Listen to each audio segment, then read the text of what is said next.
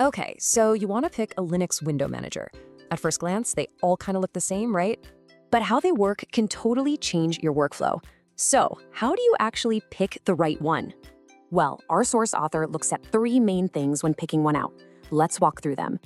All right, first up, layouts. Floating is probably what you're used to. Think Windows or Mac OS. Then you've got tiling managers. They automatically grid everything out for you. No overlapping windows here. And the new kid on the block is the scrolling layout. You just, well, scroll through your workspace. Now, even within tiling, you've got choices. Manual gives you all the control. Dynamic does the work for you.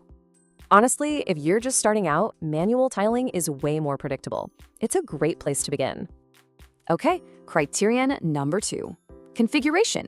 This is all about how you actually customize the thing. Some use simple text files, super easy.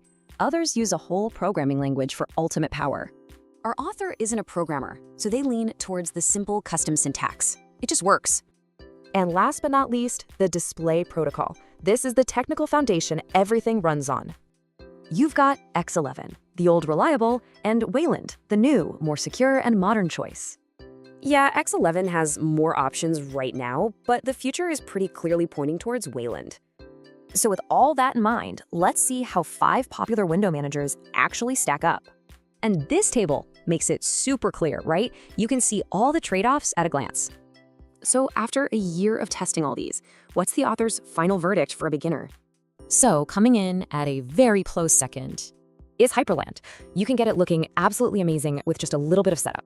With the number 1 pick, the best place to start your journey is i3. It's just the easiest to get started with. The simple config and manual tiling are super intuitive.